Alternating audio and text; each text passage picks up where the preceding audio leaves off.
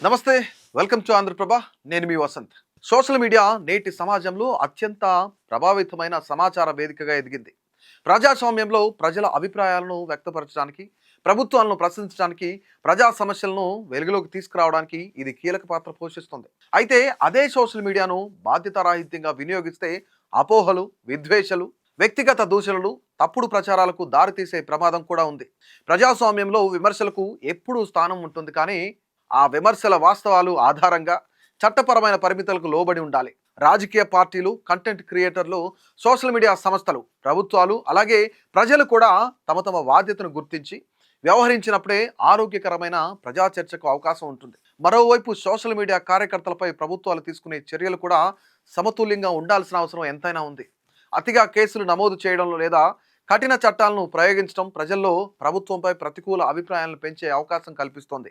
ముఖ్యంగా ప్రశ్నారావణ్పై దేశద్రోహం కేసు నమోదు చేయడం అనేక వర్గాల్లో చర్చకు దారితీసింది.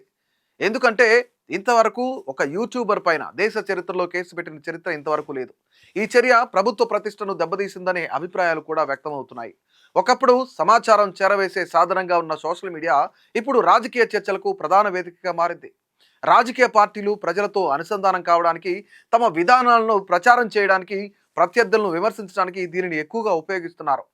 దీంతో సోషల్ మీడియా రాజకీయ పోరాటానికి కేంద్ర బిందువుగా మారిపోయింది. ప్రభుత్వ విధానాలపై విమర్శలు, ప్రజా సమస్యలపై చర్చలు జరగాల్సిన ఈ వేదికలు కొన్నిసార్లు వ్యక్తిగత దోషులను, అసభ్య పదజాలం, నిరాధార ఆరోపణలు, ఇప్పుడు ప్రచారం, పరస్పర విద్వేషాలకు వేదికలుగా మారుతున్నాయనే విమర్శలు వినిపిస్తున్నాయి. ఇది ప్రజాస్వామ్య సంభాషణ నాణ్యతను ప్రభావితం చేస్తుందని పలువురు విశ్లేషకులు అభిప్రాయపడుతున్నారు. రాష్ట్రం ఏదైనా, పార్టీ ఏదైనా, అధికారంలో ఉన్నా లేదా ప్రతిపక్షంలో ఉన్నా సోషల్ మీడియాను రాజకీయ ఆయుధంగా వినియోగించడం ఇప్పుడు సాధారణంగా మారిపోయింది. ప్రత్యర్థులకు రాజకీయంగా విమర్శించడం ప్రజాస్వామ్యంలో సహజమైన అంశమే అయినప్పటికీ వ్యక్తిగత జీవితాలను లక్ష్యంగా చేసుకోవడం, ఆధారాలు లేని ఆరోపణలు చేయడం, అవమానకరమైన భాషను ఉపయోగించడం వంటి ధోరణులు ప్రజాస్వామ్య విలువలకు విరుద్ధమని నిపుణులు హెచ్చరిస్తున్నారు.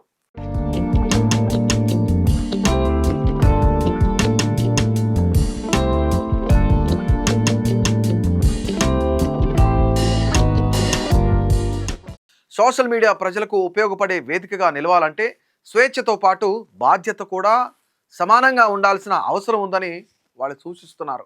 మన దేశ రాజ్యాంగం ప్రతి ఒక్కరికి మాట్లాడే స్వేచ్ఛ ఇచ్చింది, కానీ ఆ స్వేచ్ఛ కూడా కొన్ని హద్దులు ఉన్నాయి.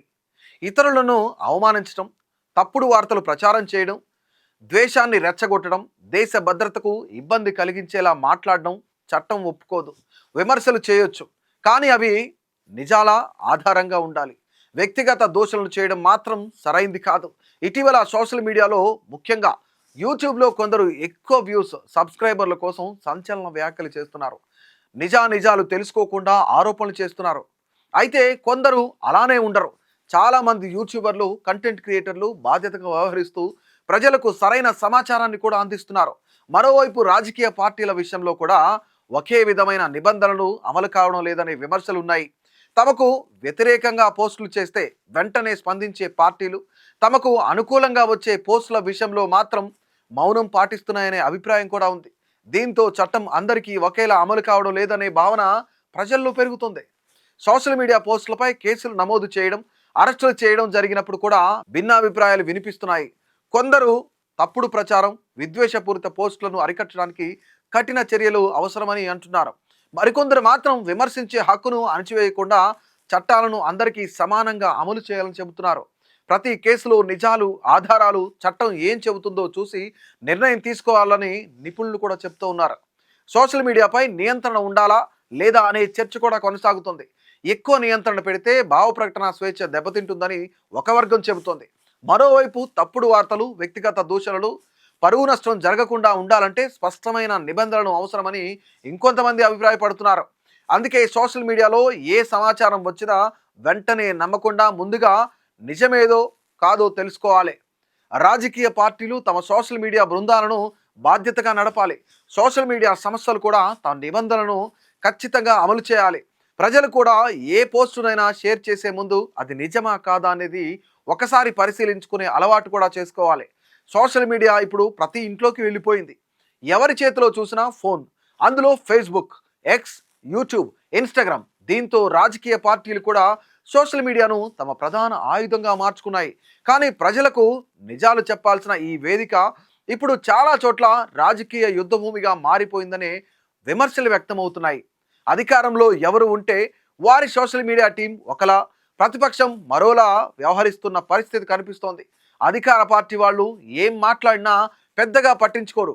అదే ప్రతిపక్షం ఒక మంచి పోస్ట్ వచ్చినా వెంటనే కేసులు, నోటీసులు, అరెస్టుల వరకు వెళుతున్నాయనే ఆరోపణలు వినిపిస్తున్నాయి. దీంతో చట్టం అందరికీ సమానంగా అమలవుతుందా అనే ప్రశ్న ప్రజల్లో వస్తోంది. రాజకీయాల్లో విమర్శలు సహజం, కానీ ఆ విమర్శలు విధానాలపై ఉండాలి. అభివృద్ధి, ప్రజా సమస్యలు, ప్రభుత్వ నిర్ణయాలపై చర్చ జరగాలి. అంతేగాని కుటుంబ సమస్యలను లాగడం, వ్యక్తిగత జీవితాలను టార్గెట్ చేయడం, అసభ్య పదజాలంతో దూషించడం ప్రజాస్వామ్యానికి మంచిది కాదు. ఇటీవల కొంతమంది యూట్యూబర్లు, సోషల్ మీడియా యాక్టివిస్టులు కూడా వ్యూస్ కోసం హద్దులు దాటుతున్నారు. ఏదైనా సంచలనంగా మాట్లాడితే ఎక్కువ మంది చూస్తారనే ఆలోచనతో ఆధారాలు లేకుండా ఆరోపణలు చేస్తున్నారు. కొందరు రాజకీయ నాయకులను అనుచితంగా మాట్లాడుతున్నారు, మరికొందరు వ్యక్తిగతంగా అవమానిస్తున్నారు. ఇది భావ ప్రకటన స్వేచ్ఛ కాదు, బాధ్యత లేకుండా మాట్లాడడమే. అయితే మరో విషయం కూడా గుర్తుంచుకోవాలి. ప్రభుత్వాలను ప్రశ్నించడం ప్రజాస్వామ్యంలో ప్రతి పౌరుడి హక్కు. ప్రభుత్వం తప్పు చేస్తే ఎత్తి చూపడం మీడియా బాధ్యత. అలాంటి విమర్శలను అణిచివేయడానికి కేసులు పెట్టడం, వేధించడం కూడా సరైన పద్ధతి కాదని చాలామంది అభిప్రాయపడుతున్నారు. ప్రభుత్వం విమర్శలను కూడా వినే మానవత్వంతో ఉండాలి. అలాగే సోషల్ మీడియాలో మాట్లాడే వాళ్ళు కూడా ఒక విషయం గుర్తుంచుకోవాలి. మనం మాట్లాడే ప్రతి మాట ఇంకొకరి జీవితంపై ప్రభావం చూపుతుంది. ఒక పోస్ట్, ఒక వీడియో, ఒక కమెంట్ వల్ల ఎవరి పరువు పోకూడదు, ఎవరి కుటుంబం ఇబ్బంది పడకూడదు. అందుకే మాట్లాడే ముందు ఒక్కసారి ఆలోచించడం చాలా అవసరం. ఇప్పుడు మరో ప్రమాదకరమైన విషయం ఏంటంటే, రాజకీయ నాయకులను మాత్రమే కాదు, వారి భార్యలు, పిల్లలు, కుటుంబ సభ్యులను కూడా సోషల్ మీడియాలోకి లాగుతున్నారు. ఇది చాలా బాధాకరం. దీనివల్ల రాజకీయాల స్థాయి పడిపోతుంది. ప్రజలు కూడా ఇలాంటి సంస్కృతిని వ్యతిరేకించాల్సిన అవసరం ఎంతైనా ఉంది. చట్టం అందరికీ ఒకటే కావాలి. అధికార పార్టీ అయినా ప్రతిపక్షమైనా ఒకే నిబంధనలు ఉండాలి. తప్పు ఎవరు చేసినా చర్య ఒకేలా ఉండాలి. అప్పుడు మాత్రమే ప్రజల్లో చట్టంపై నమ్మకం పెరుగుతుంది. చివరిగా సోషల్ మీడియా అనేది సమాజానికి ఉపయోగపడే వేదికగా ఉండాలి. ప్రజా సమస్యలు వెలుగులోకి రావాలి. మంచి సూచనలు, మంచి చర్చలు జరగాలి. ద్వేషం, తప్పుడు ప్రచారం, వ్యక్తిగత దూషణలకు అది వేదిక కాకూడదు. బాధ్యతగా వాడితే సోషల్ మీడియా సమాజాన్ని ముందుకు తీసుకెళ్తుంది. బాధ్యత మరిచిపోతే అదే సోషల్ మీడియా సమాజంలో విభేదాలు పెంచే ప్రమాదం కూడా ఉంది.